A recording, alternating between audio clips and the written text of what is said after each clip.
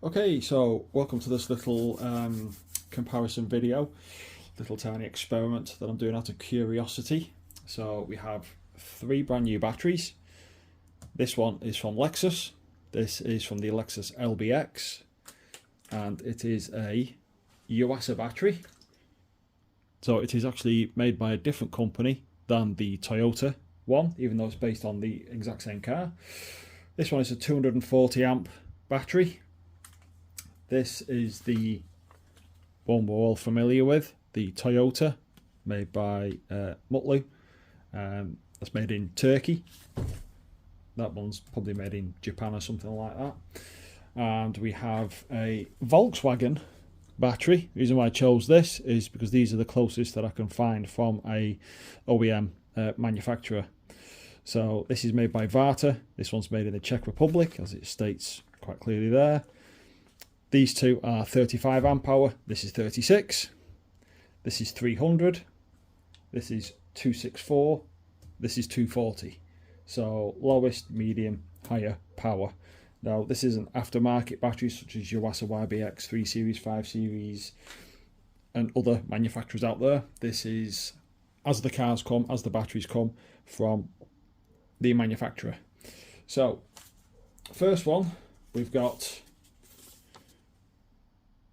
is the Lexus. So this one's putting out 258 out of 240 amps. It's a good battery. Then we have the Toyota, which is putting out 285 out of 265. So again, it's a good battery. And if I can remember what I did with, there we go. This is the Volkswagen one. It's putting out 379 out of 300. We've got a 7.12 milliohm. The lower the number, usually the better the battery. Then we have the Toyota again. And then we have the Lexus at 10.46. So what I'm going to do now is I'm going to pause the video in a sec because we're going to be waiting all day for this and we don't want to be doing that. So I've got a little inverter here. There we go. And I'm going to give each battery around 10 minutes on the inverter, which should simulate leaving something on in your car while you're sat in the car as such.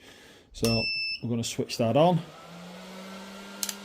We're just going to have a quick look just to see what sort of power it's pulling.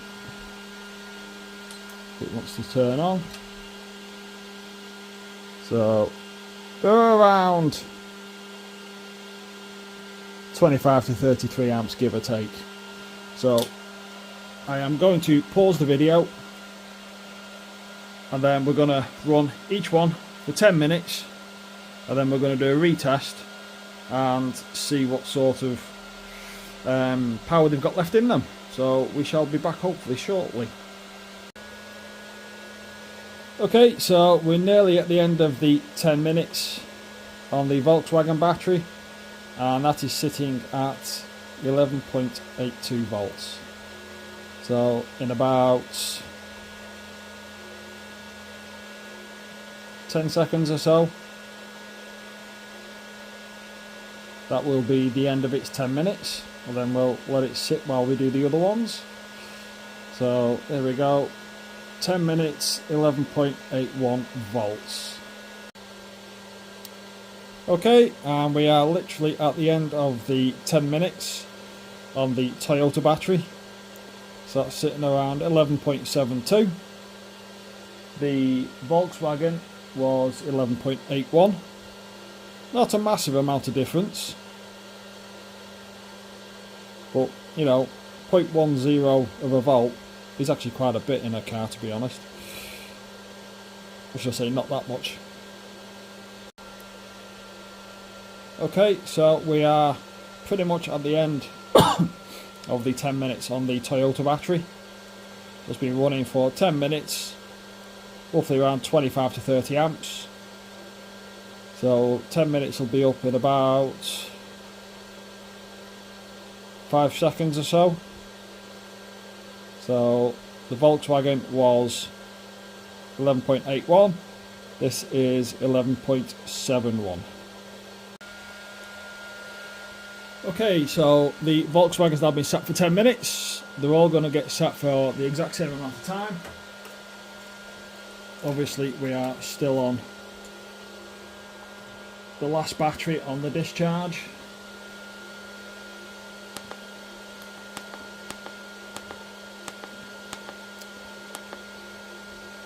Let's see after 10 minutes what it's dropped to. So it's dropped to 367 from 379. So it's not dropped a huge amount. Bear in mind, this is only after 10 minutes. So yeah, that's not bad. That's not bad. Let's visit the Toyota one in a few minutes, give or take. Okay, so we are almost at the end of the 10 minutes on the Lexus LBX battery, and we are at 11.48 volts. The Toyota was 11.71 and the Volkswagen was 11.81. So about 5 seconds and we are at the 10-minute mark. So there we go. That will obviously go up now it's off any sort of load. So while we're here, we're just going to plug on to the Toyota one, as that has now had 10 minutes to rest up.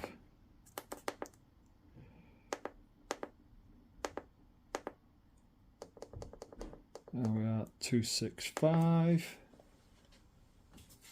Let's see what that's dropped to. 277 it's on. Let's see what it was on. 285. So after 10 minutes it's still a good battery. So like I say, not all of these Yarises are going to be suffering these issues if it's got a good battery on it. So yeah, that's only lost, what we're on, 277, 8 amps it's lost, give or take. Let's just print that off. I did actually print one off for the Volkswagen one off camera.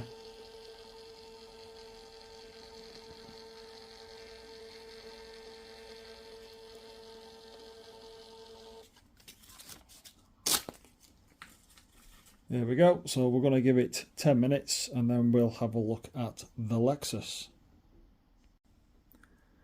Okay, so the Toyota battery, sorry, the Lexus battery has had 10 minutes or so to rest up. Let's go in here. There we are, we're at 240. There we go. That's actually lost quite a bit compared to the other two, at least.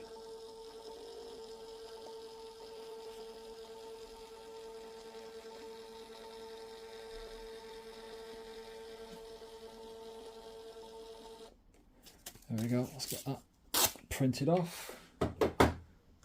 Move this out of the way.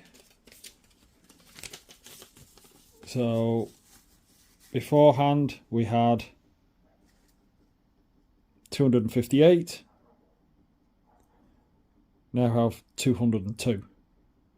So that's lost 56 amps in the exact same time that these lost 10, if that, which is quite a surprise, to be honest. You know, Yuasa batteries generally are pretty good batteries, but if a manufacturer goes to a battery manufacturer and says, we want a battery but we want it at this price, that's what you're going to get, aren't you? You know.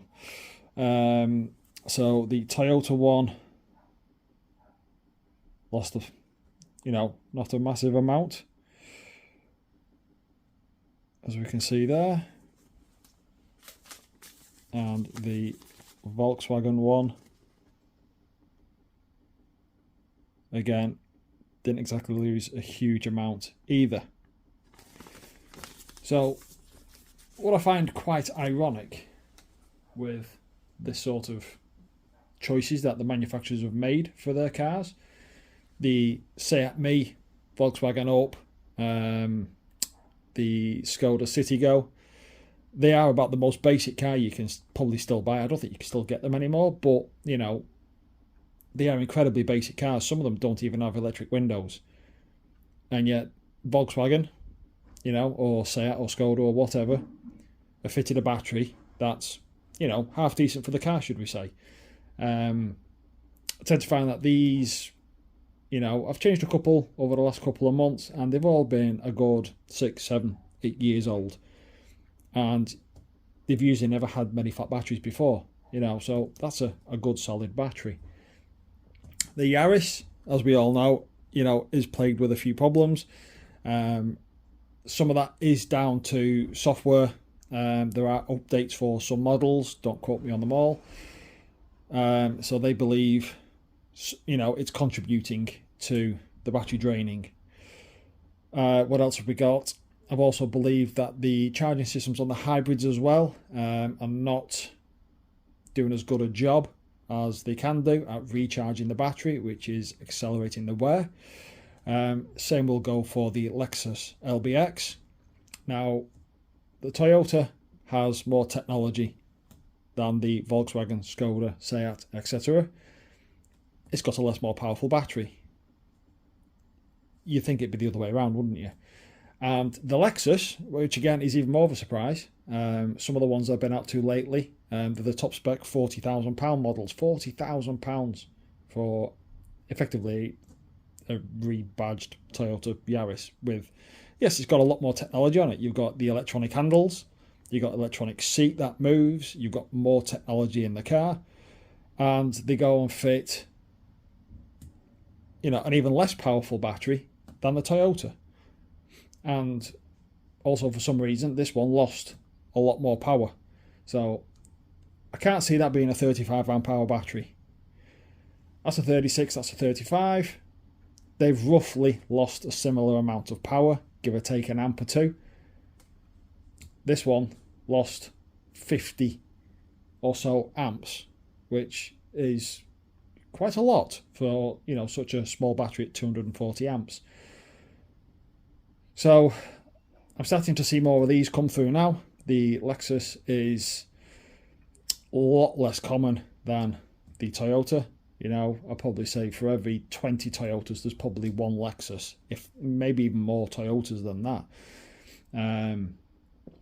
But I'm now starting to see the Lexuses come out. These are brand new cars though, so some of these are only a couple of months old. And we're going out to flat batteries already, which people are not happy about. Most of them are Lexus owners for 10, 15, 20 years, never had problems. I've had a Lexus myself, brilliant manufacturer. I do love Lexus cars as a general rule. But for them to go and fit such a low-powered battery to a car that's got a lot more technology on it, especially compared to the Yaris, and very especially compared to the Volkswagen, Ups and Seat Me's and Skoda Citigos. So why have they done that?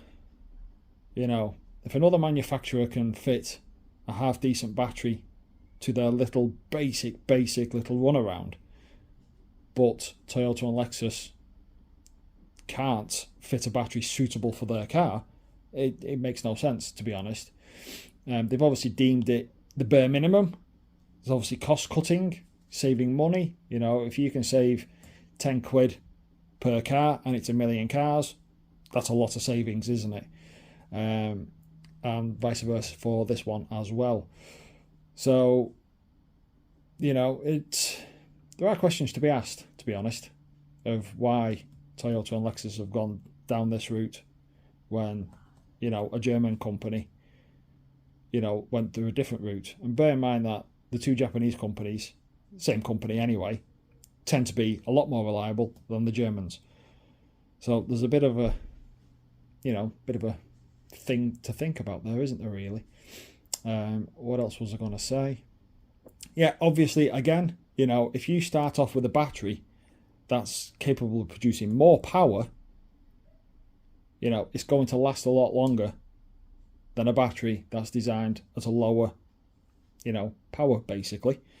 So, you know, you could keep fitting one of these every 12 months to 2 years, but you could fit one of these or an even more powerful version of one of these, such as your Yaris YBX 5 series batteries, and it'll last even longer than this.